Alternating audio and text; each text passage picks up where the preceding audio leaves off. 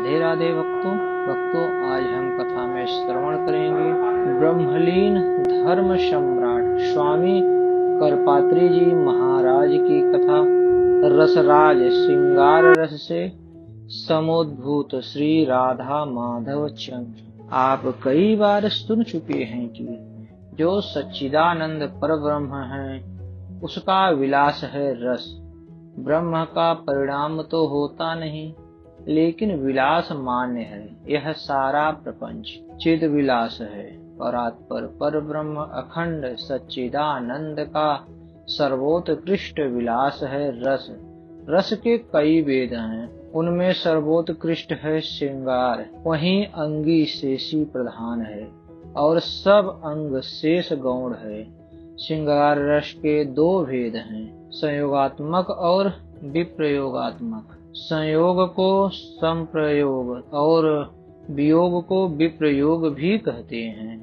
श्री कृष्ण मूर्ति प्राकृत पुरुषों के समान अस्थि चर्म मांसमय नहीं है, अपितु उभय विध श्रृंगार रसमय है। वे उभय रस भी उद्बुद्ध हैं, पूर्ण रूपेण अभिव्यक्त हैं। वैसे तो जिस समय संयोगात्मक श्रृंगार अनुभूयमान होता है, उस समय वियोगात्मक श्रृंगार का अनुभव नहीं होता। विप्रयोगात्मक श्रृंगार रसानुभव काल में संप्रयोगात्मक श्रृंगार रस का अनुभव नहीं होता। परंतु भगवान श्री कृष्ण में यही विशेषता है कि यहाँ उभय विध श्रृंगार रस का एक कालावच्छेदेन पूर्ण प्राकट्य है। दोनों का अनुभव भी एक ही काल में हो रहा है। इस तरह संप्रयोगात्मक विप्रयोगात्मक उभय विध श्रृंगार रसार्णव श्री कृष्ण भाटा वाले समुद्र तुल्य नहीं, ज्वार वाले समुद्र तुल्य हैं।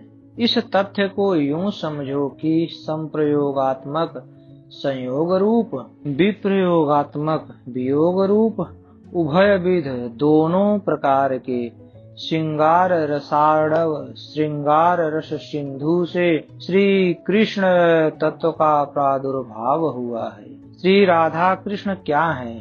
संयोग वियोग रूप श्रृंगार रस सिंधु से प्रादुर्भूत निर्मल निष्कलंक चंद्र श्री राधा के मन रूप कुमुद के चंद्र हैं। श्री कृष्ण और श्री कृष्ण के मन रूप कुमुद की चंद्र हैं श्री राधा।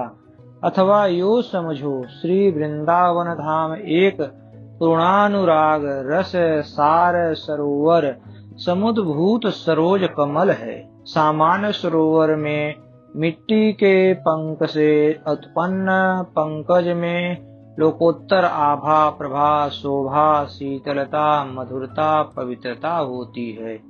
उसका वर्णन करते करते कबींद्रगण अघाते नहीं। कदाचित दुग्ध के सरोवर में मक्खन नवनीत के पंख से कोई पंकज प्रादुर्भूत हो तो उसकी आभा प्रभा शोभा शीतलता मधुरता पवित्रता कितनी अनुपम होगी। यहाँ तो पूर्णानुराग रस सार सरोवर में पूर्णानुराग रस सार सर्वस्वरूपी पंक से प्रादुर्भूत पंकज श्री वृंदावन धाम मान्य है। उसकी आभा प्रभा शोभा शीतलता मधुरता पवित्रता का क्या कहना। जिनके दृष्टि गोचर हो उनके सौभाग्य का क्या कहना। उसमें जो पीली पीली केसरे हैं, गौरांगी गोपांगनाएं हैं, जो कि श्री राधा रानी की परम पवित्र अंतरंगा ललिता विशाखादि सखियां हैं। उसमें जो पराग है वह श्री कृष्ण चंद्र परमानंद कंद है। परागों में जो मकरंद है वह श्री राधा रानी वृषभानुनंदिनी है। इस प्रकार श्री वृंदावन धाम कितनी अद्भुत अंतरंग वस्तु है। श्री राधा रानी कृपा करे तब उसके संबंध में कुछ जानकारी हो। कहने सुनने की बात और है। इस तरह उत्कर्ष की पराकाष्ठा है दुनिया में सबसे उत्कृष्ट ब्रह्म, ब्रह्म शब्द ब्रीहि वृद्धौ धातु से बना है, अतः ब्रह्म शब्द का बृहत या महान अर्थ होता है। इससे यह स्पष्ट हुआ कि किसी बृहत या महान वस्तु को ब्रह्म कहते हैं। अब यह विवेचन करना है कि ब्रह्म की वह बृहत्ता साक्षेप है या निरपेक्ष, सातिशय है या निरतिशय। जब किसी प्रकार का संकोचक प्रमाण नहीं है और निरतिशय महत्ता में कोई अनुपपत्ति नहीं है, तब सर्व प्रकार एवं सर्वाधिक निरतिशय महान को ब्रह्म कहना चाहिए। महत्ता की अतिशयता की कल्पना जहाँ विरत हो जाए, जिससे अधिक बृहत्ता की कल्पना हो ही नहीं सके, उसी को ब्रह्म कहते हैं। सत्यम ज्ञानम अनंतम ब्रह्म, तैत्तिरीयोपनिषद 2:1। इस श्रुति में अनंत पद प्रयुक्त है, जिससे निरतिशय बृहत्ता की और भी पुष्टि हो जाती है। इस तरह सर्व प्रकार से सिद्ध हुआ कि निरतिशय महान को ही ब्रह्म कहते हैं, जिसके समान अतिशय कोई नहीं। उन अनंत कोटि ब्रह्मांड नायक प्रभु के न कोई बराबर है और न कोई उनसे बड़ा ही।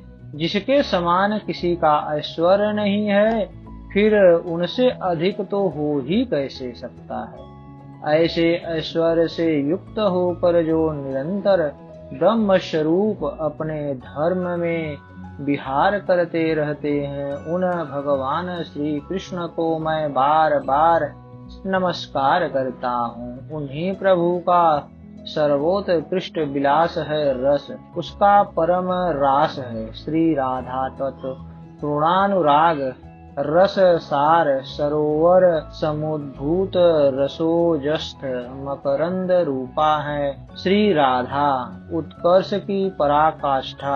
इस दृष्टि से भी श्री राधा रानी के अंग परम दिव्य परिगणित होते हैं। कई लोगों का कहना है कि स्वर्ग की जो अंगनाएं हैं, उनके अंग का सौगंध कमल के समान दिव्य होता है। मनुष्यों में किसी के अंग की गंध भैंसे जैसी, किसी के अंग की गंध मत्स्य मछली जैसी, लेकिन अप्सराओं के अंग का आमोदन तो नलिन जैसा होता है। फिर अनंत कोटि ब्रह्मांड के ऐश्वर्य की अधिष्ठात्री देवी भगवती महालक्ष्मी के श्री अंग का सौगंध्य तो कैसा अद्भुत होगा। फिर गोपांगनाओं के अंग के सौगंध का तो कहना ही क्या।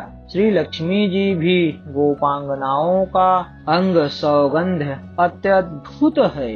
ब्रह्मा ने 60,000 वर्षों तक अखंड तप किया गोपांगनाओं की पादाब्ज रेणु प्राप्त करने के लिए। आपने सुना ही होगा, श्री भगवान की आज्ञा से श्री बदरिकाश्रम में तप करने वाले श्री उद्धव जी क्या कहते हैं। कुलांगनाओं के लिए दुस्तज आर्य पथ का त्याग कर मुकुंद भगवान का सेवन करने वाली वृंदावन धाम की जो गोपांगनाएं हैं, उनके पाद पंकज रज का स्पर्श करने वाले तृण लता गुल्म औषधियों में मैं कोई एक हो जाऊं तो धन्य धन्य हो जाऊं, अपने जीवन को सफल मानूं। इस तरह से श्री नंद जी के ब्रज में रहने वाली गोपांगनाओं की चरण धूलि को मैं बार बार प्रणाम करता हूँ, उसे सिर पर धारण करता हूँ। आहा, इन गोपियों ने भगवान श्री कृष्ण की लीला कथा के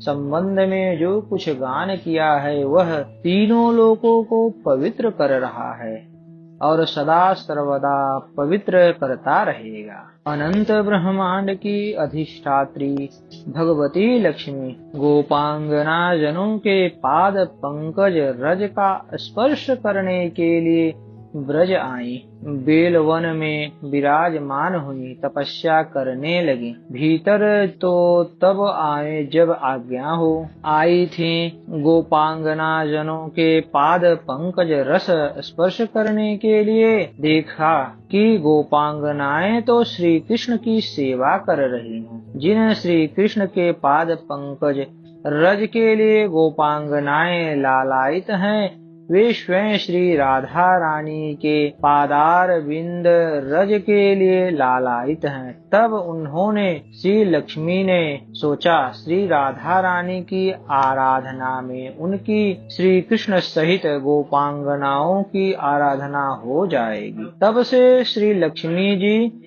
श्री राधा रानी की सेवा में लग गईं। अस्तु भक्तों, हमारी यह कथा आपको कैसी लगी कृपया कमेंट बॉक्स में आप हमें अपना सुझाव अवश्य दें। धन्यवाद।